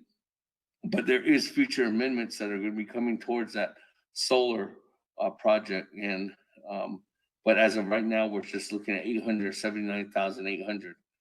The healthcare facilities, you're looking at $4,271,742, and the Dene Chamber of Commerce is looking at $32,500,000. With what's sitting currently right now, as you see, the way the whole legislation was adopted yesterday, or actually motioned to go into a work session, and as of right now, we have $324,109,283 that has been identified in this legislation. Now, colleagues, with that identification within this legislation, we have $714,189,631 that has been allocated for funding. And in CJN-46-20, remember we allocated $21,059,530. And then in CJN-47-20, it was $41 million. So as of right now, the total balance that's sitting on a first year basis is sitting at $299,027,651 or $652. Sorry. That's what's the breakdown as of right now. Madam Chair.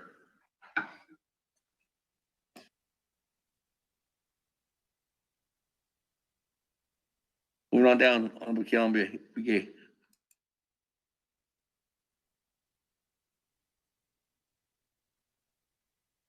Speaker, ado sementara ko ado sa do mimit beniya haki. The hardship assistance expenditure plan. The purpose iki 195 million.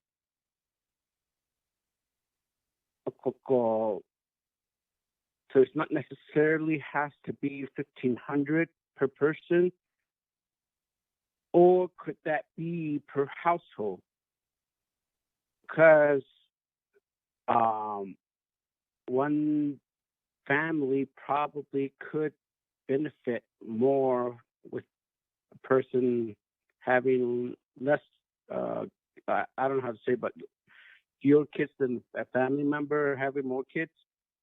Per person, I believe that we have more people lining up in a way, which, I mean, I don't mind, but what about those other Navajo people that would want an assistance from this particular funding. Koko yad and zindagi qualification is one area, but I would rather see a requirement qualification to get to qualify for the 1,500 as a household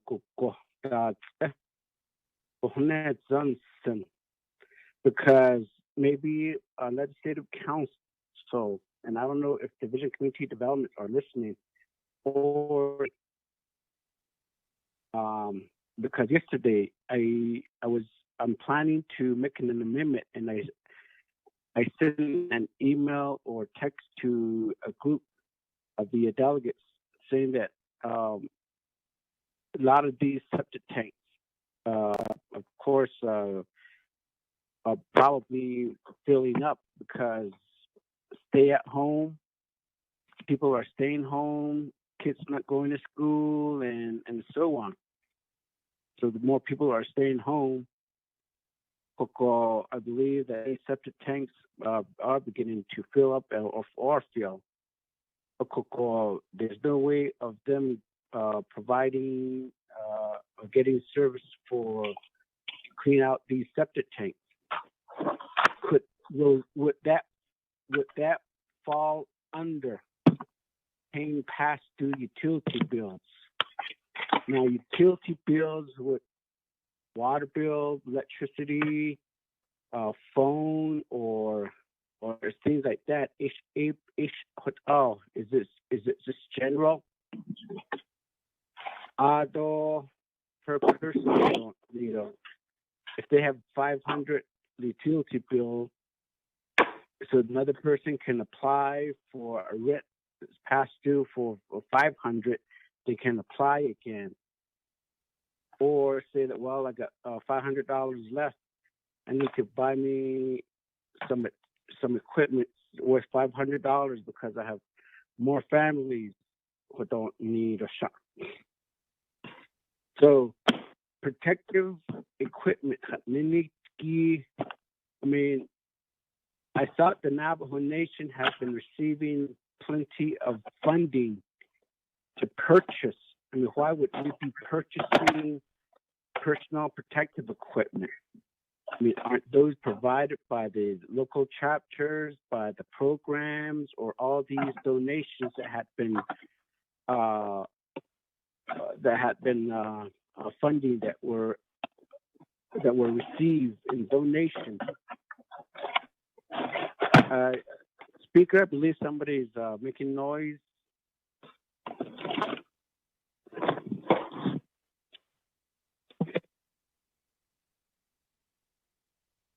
So, a question, Mr. Slater. The three questions specifically is that would the septic tank cleaning be part of the utility bill, so that way I won't pressure the Division of Community Development or NTOA or staff to develop the expenditure plan. If that's the case, although per person, because if the 195 million, 1,500 per person, what don't need that's only gonna serve 130,000 Navajo people.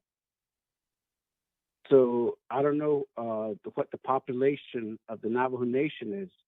So if you say rent, then you need to go. Again, I don't have a problem. So we'll have a lot of our Navajo people coming back onto the Navajo Nation that lives off the reservation. And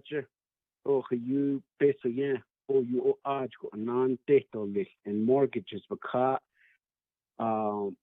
So these are some things that is more geared towards to individuals, Navajos that lives off the reservation.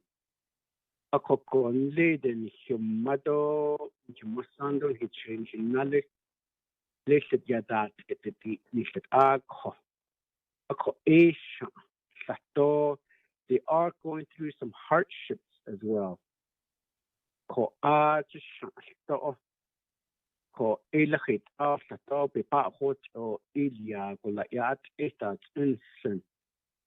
So this is more beginning to be like a per capita situation in a way. But I don't want to complicate things, but I guess we really need to be more, I guess, a clarification. I would like to get clarification because they'll be applying for certain things, and then maybe, like I said, one spouse could be applying for one, and then the other spouse could be applying again, and then they have kids under 18 per person to overcut. Person under 18 is if they have 5 kids, that means 5 kids will be applying as well. So one family member is really getting a whole lot of listening. So it clarification. Then the which office was it that this funding was going to be taken care of? ADG to develop that state they don't list and didn't need to start the hardship expenditure plan. So I need further clarification on the 195 million and then per person, Mr. Speaker, and I'll have additional questions. Thank you, Honorable Keon Begay. I'm going to go down to Honorable Elmer Begay, and then I'll come back to Honorable Slater. Honorable Elmer Begay. Colleagues, the telephone word. Hold on real quick.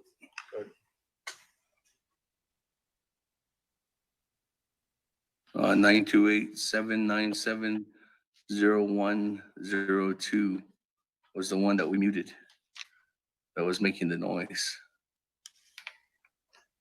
So with that, Elmer Begay.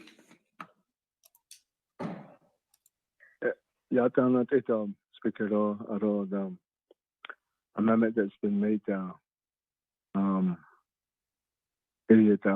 with all my brothers, Kiel, that's exactly what people are. They already been saying that that this money that we have is for to relieve COVID-19. That how do we stand up for ourselves to do that? We have to stand up for ourselves to do that. Because there's some of these, if you look at it, at the beginning of this, when we start this emergency legislation, at the beginning of March, some of these were issues that were already there. It's been like that. With like the health condition that we have, it was already here with us, and some of these the poverty of the Navajo Nation was already there too, and the unemployment people that we're talking about, the bills, the utility bills, that was already there.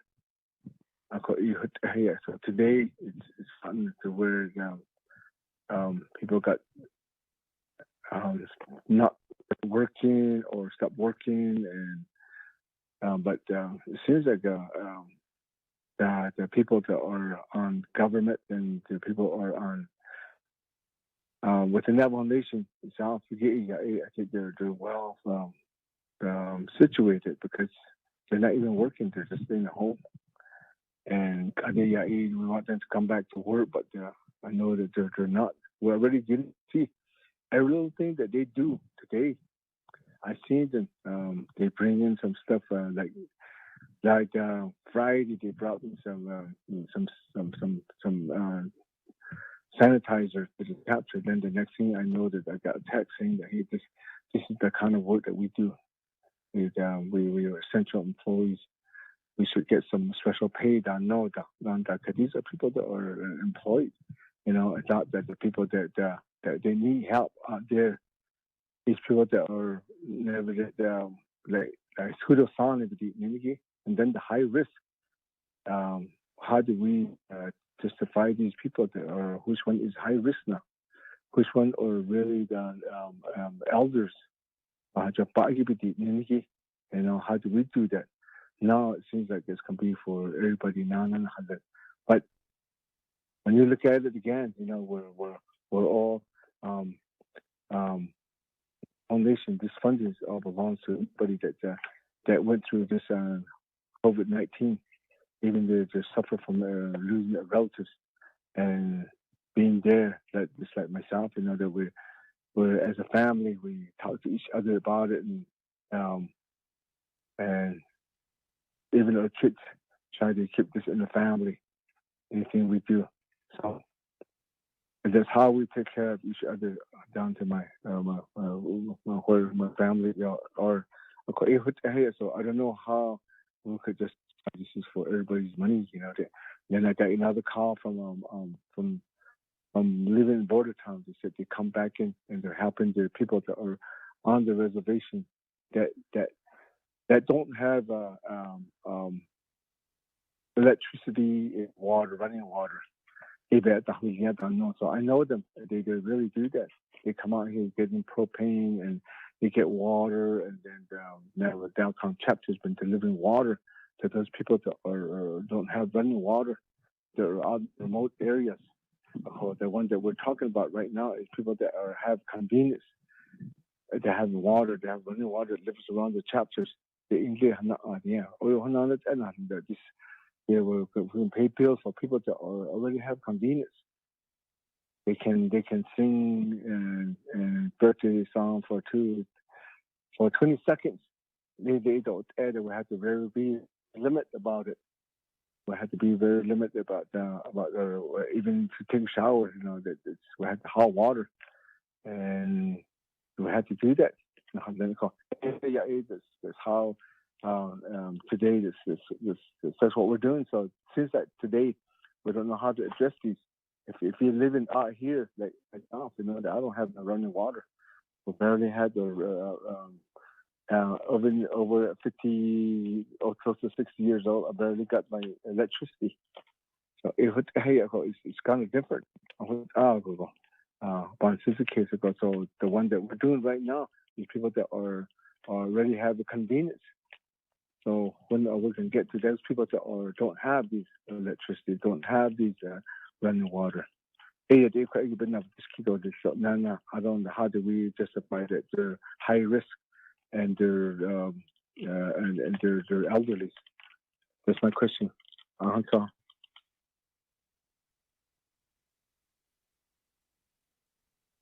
Let me go back to you, Honorable Slater. Thank you, Speaker. So I think to address my Ash's questions, the eligibility for septic tank, if a family has lost income and is behind on it and needs to use that funding to pay for clearing it out, I believe that to be an eligible expense under the language as it's been drafted by the Office of Legislative Counsel. Of course, they can go in and confirm that. And then the second question, I think, was related to which executive branch program would oversee this initiative. And right now, the way that the expenditure plan is drafted is that the executive branch has the discretion through the Office of the President and Vice President to determine which program or programs or resources within the executive branch will be marshaled to support this program. And I think something as unique as this may need assistance across different programs, and there should be a generous amount of latitude provided to them. Of course, we include in the amendment that everything has to comply with the CARES Act, and therefore I feel confident in the executive branch discharging that. I think, but the last part was you were getting to is how much to distribute across each household or person or how that would work out. And again, that latitude is given to the executive branch. They have experience between TANF or self-reliance in determining how to assist our Navajo Nation families, what resources are needed, how far they can go. And I think it's really a matter of using that sort of expertise combined with other considerations from the public health side to assist our people. But ultimately, they're the ones who are making the public health decisions themselves and are feeling the economic impacts and the pocketbook impacts that Delegate Begay, Eleanor Begay, was speaking to. I think if we transition to that question, you're asking about how do we means test or how do we test for high risk people? And I think we need to treat our people equally in this matter. And that doesn't mean that through this process, the executive branch won't identify some sort of high risk category that, I don't know, would receive priority or not receive priority, might receive extra or less, depending on other wraparound services maybe that they could provide to them, but ultimately we should be treating all of our citizens equally. And if there's other considerations we need to take into account, well, if a household is eligible for, two heads of house or two individuals plus their children, maybe there would be a max allowable amount per household in order to stretch the money as far as possible. But when we start dividing everyone up, then we are going to entangle ourselves into something that has no end. And there are experts who really can dive into this question and I think come up with a comprehensive plan that are within the executive branch. So that's my response. Thank you.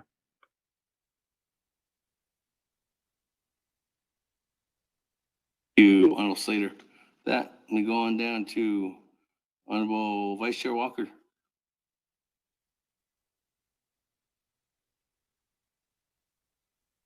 Yeah, Speaker. Though Chairman of the Naa'bik'iyati Committee, that is on the chair, other colleagues, members of the Naa'bik'iyati Committee, those staff, though, and then the listeners, listeners and meeting participants. So, and then sponsor of this amendment, Honorable Slater. So I am looking at the paragraph here that was written up, item 2. It starts off by saying page 4, line 30 to insert that paragraph. So the paragraph that's proposed here, they halfway down where it gets to paying past due utility bills, then rent, mortgages, isolation expenses, and other burdens. So that's a list of items that could be paid for using funding from, the $195 million here. If this amendment passes, and if the legislation 0144 passes and is signed into law. So just looking at that, I guess one could try to pay for all those items with $1,500 if that were dispersed to our people that have these needs. Or are you saying or be utility bills or rent or mortgage payments or other isolation expenses? Am I reading that? Am I reading into this in such a way where there's choices or all of this? That's my question, Honorable Slater, the sponsor of the amendment. Although I'd like to insert language to say that past due utility bills, that payments could be made directly to the utility companies for these households that we're talking about. Not necessarily individuals, but households that are delinquent and making their utility payments this summer, whether it's electricity or water or waste management. Hey, Craig, I'd like to include language in there that says payment could be made directly for the households, directly to the utility companies. So we have utility companies in New Mexico, NTUA, Utah, Rocky Mountain, and then there's Continental Divide, TMES, and then NTUA, and there's APS over in the communities that I represent. So they are served by Arizona Public Service. So I'd like to propose that. If that's too detailed, then provide me some guidance into how we can do that, make payments directly to these utility companies. If you can help me out, Honorable Slater, I would appreciate that.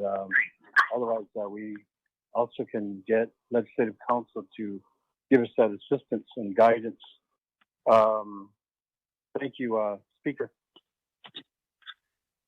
With that, thank you, Vice Chair Walker.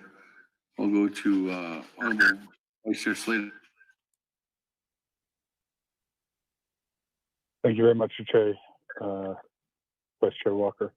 In regards to past due utility bills, what I understand from your question is paying directly to the utilities.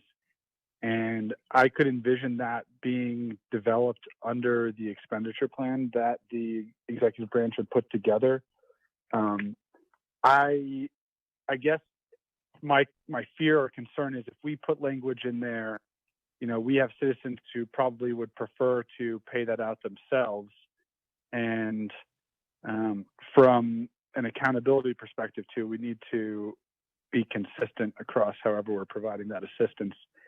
And I think just by you mentioning this within the legislative record and in this discussion, I know the executive branch, I'm sure, is listening in at this time, and maybe we should consult with them. If we need to make an amendment later, we could go ahead and do that.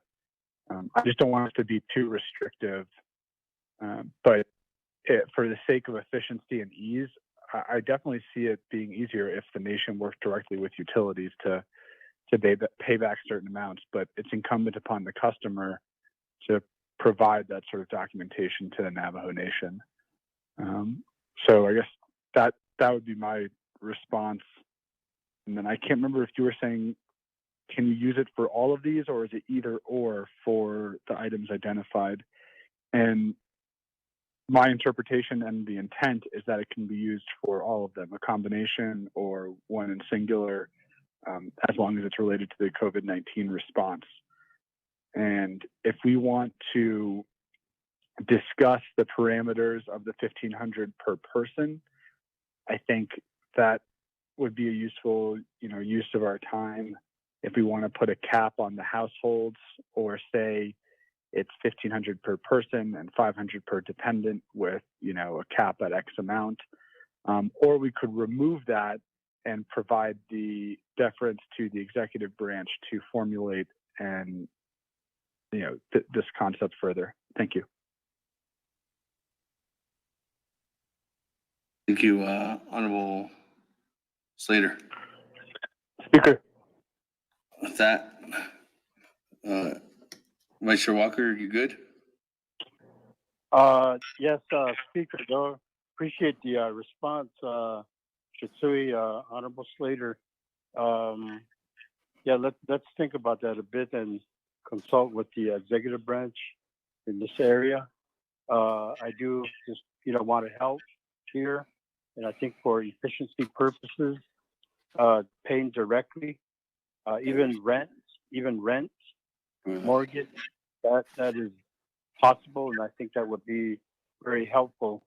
Otherwise, what happens, like most of us, if we receive an amount like that, we would be choosing, what to pay and breaking it down and paying some of it for each of those items, or it'd be better if just it could be applied towards utilities or rent directly from the nation. So thank you.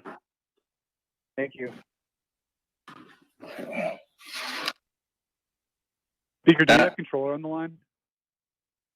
Madam Controller, are you on the line?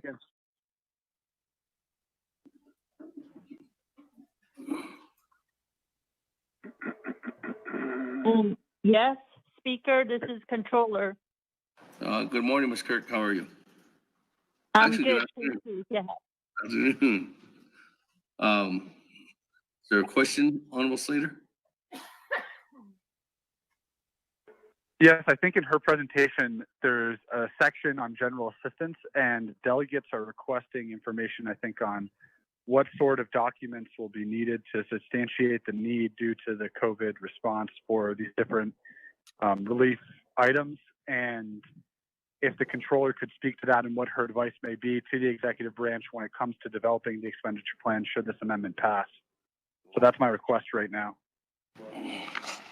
Okay. Madam Controller, I'll go ahead and turn the floor over to you.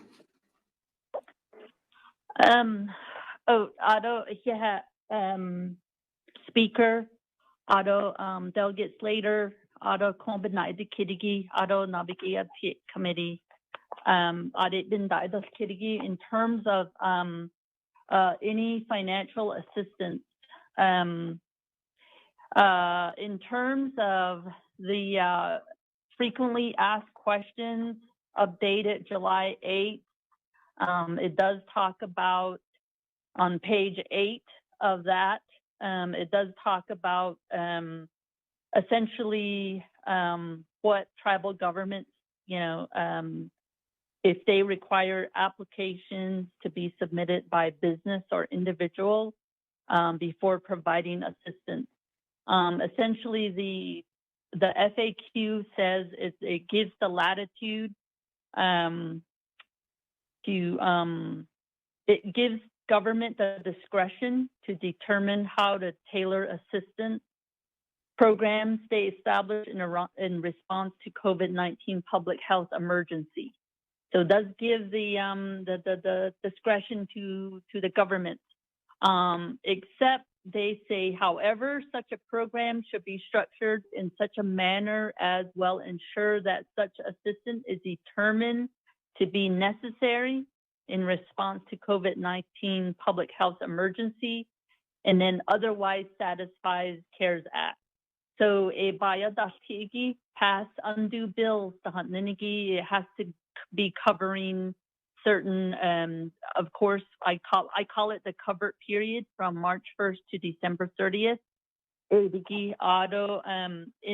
that same page 8, it does talk about per capita payments to residents of a particular jurisdiction without an assessment of individual needs would not be an appropriate use of payments from the fund. So I think, as everybody knows, per capita funds are not allowable. There is discretion for a government to figure out how to provide the assistance. In terms of how do you structure some of these things? They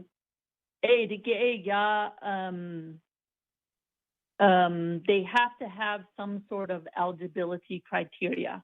You can't just give out money. The reason being is if you don't, you have to document and have a methodology on how you implement this program. So that's the reason why I think yesterday, you can't just say, I'm just going to give out money. That looks more towards a per capita program. So you have to establish those eligibility criteria. There has to be some sort of application. So how do you document those programs? So, and it has to be reviewed and approved before they get dispersed. So, so those are the things you have to put in place. This is all to substantiate your assistance program, and then so that it can be treasury, then you have the program in place. You have everything well documented. You have established your eligibility criteria. And so you establish your program. Any type of documents that, you know, for example,